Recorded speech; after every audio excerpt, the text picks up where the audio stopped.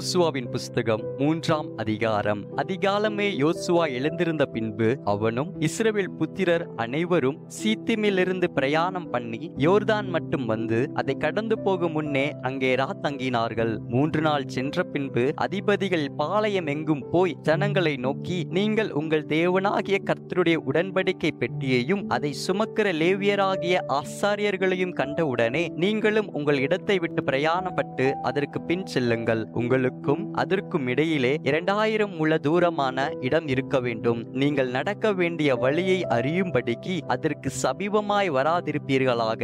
இதற்கு முன்னே நீங்கள் ஒருபோதும் இந்த வழியாய் நடந்து போகவில்லை என்று சொல்லி கட்டளையிட்டார்கள். யோசுவா ஜனங்களை நோக்கி, உங்களை பரிசுத்தம் பண்ணி கொள்ளுங்கள், நாளைக்கு கர்த்தர் உங்கள் நடுவிலே அற்புதங்களை செய்வார் என்றான். பின்பு யோசுவா ஆசாரியர்களை நோக்கி, நீங்கள் உடன்படிக்கை பெட்டியை எடுத்துக்கொண்டு ஜனங்களுக்கு முன்னே நடந்து போங்கள் என்றான்.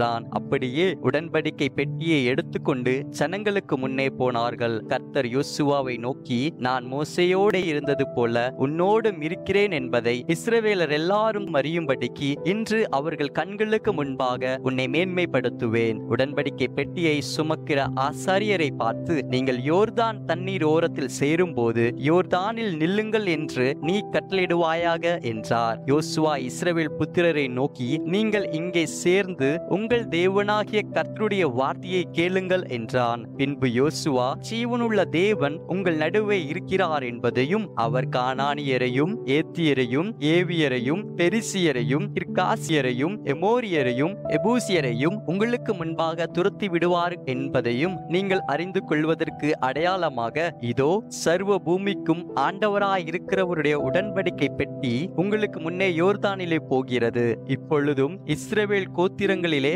12 பேரை ஒவ்வொரு கோத்திரத்துக்கு ஒவ்வொருவராக பிரித்தெடுங்கள். சம்பவிப்பது என்னவென்றால், சர்வ பூமிக்கும் ஆண்டவராகிய கர்த்தரின் பெட்டியை சுமக்கிற ஆசாரியர்களின் உள்ளங்கால்கள் யோர்தானின் தண்ணீரிலே பட்ட மாத்திரத்தில் மேலே இருந்து ஓடி வருகிற யோர்தானின் தண்ணீர் ஓடாமல் ஒரு குவியலாக நிற்கும் என்றான். ஜனங்கள் யோர்தானை கடந்து போக தங்கள் கூடாரங்களில் இருந்து புறப்பட்டார்கள். ஆசாரியர்கள் உடன்படிக்கை பெட்டியை ஜனங்களுக்கு முன்னே சுமந்து கொண்டு போய் யோர்தான் மட்டும் வந்தார்கள். யோர்தான் அறுப்பு காலம் முழுவதும் கரை புரண்டு போம். பெட்டியை சுமக்கிற ஆசாரியர்களின் கால்கள் தண்ணீரின் ஓரத்தில் பட்டவுடனே மேலே இருந்து ஓடி வருகிற தண்ணீர் நின்று சாதானுக்கு அடுத்த ஆதாம் ஊர் வரைக்கும் ஒரு குவியலாக குவிந்தது. உப்புக்கடல் என்னும் சமனான வெளியின் கடலுக்கு ஓடி வருகிற தண்ணீர் பிரிந்து ஓடிற்று. அப்பொழுது ஜனங்கள் எரிகோவுக்கு எதிரே கடந்து போனார்கள். சகல ஜனங்களும் யோர்தானை கடந்து தீரும் அளவும் கர்த்தருடைய உடன்படிக்கை பெட்டியை சுமக்கிற